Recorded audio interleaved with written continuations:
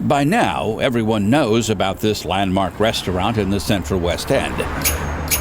But in South St. Louis, you'll find a different kind of Shake Shack. Be careful not to Shazam. It's a weekly class called Belly Dance with Nisaa. Step touch it with me. Obviously, she's Nisaa, or at least that's her stage name. My real name is Heather Ward, like psychiatric. And she's been crazy about belly dancing ever since she first tried it as a college student. These days, Nisaa is the teacher. Where was that a minute ago?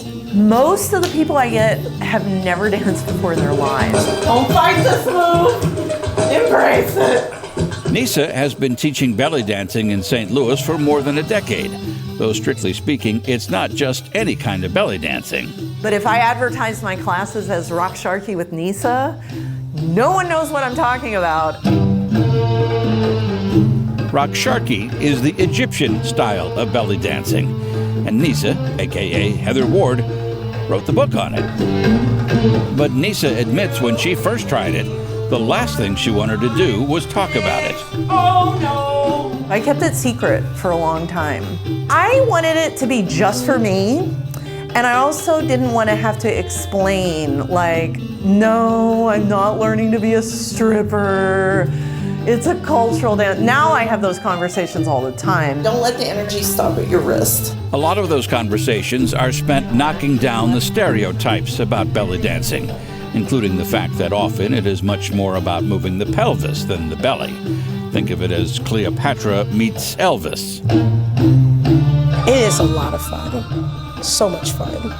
Donna Gladden literally followed in her family's footsteps. Her sister and mother are both belly dancers, but she says it's not an ability that's inherited, it's learned. I sucked. Like, I really sucked. That was like literally the beginning. Was at level 1, couldn't even get the arms right, couldn't do anything really. But yeah, no, you don't have to be good in order to, you just have to keep trying and practice. Ball pivot. The ancient art of belly dancing was popularized and mythologized at the Chicago World's Fair in 1893. Shazam! 1, 2. In St. Louis, it's been taught in one form or another for about 50 years. I used to be quite a klutz, so it helped me a lot with placing my feet and learning how to not fall down stairs or trip over my feet or anything like that. So it's been good as far as body consciousness. Nisaa's classes often have a kind of girls' night out feeling, but not always. Well, actually, recently I've been having classes with a guy. And that guy is this guy, Fadi Halabi, who moved to St. Louis 3 years ago from Lebanon. Belly dance is part of my culture. Everybody pretty much belly dances socially in Lebanon. The stage performances are usually done by women.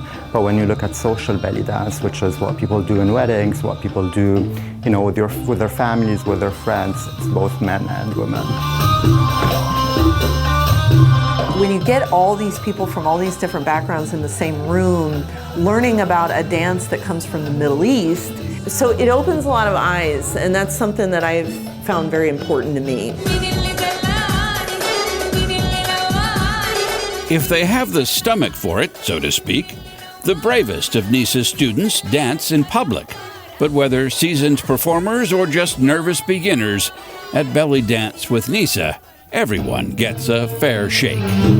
One of the very important things about this dance form is individualism. A lot of the dance is about personal expression of the music, and so to see them develop into their individual dancer is what I love the most. Right foot. Oh, yeah.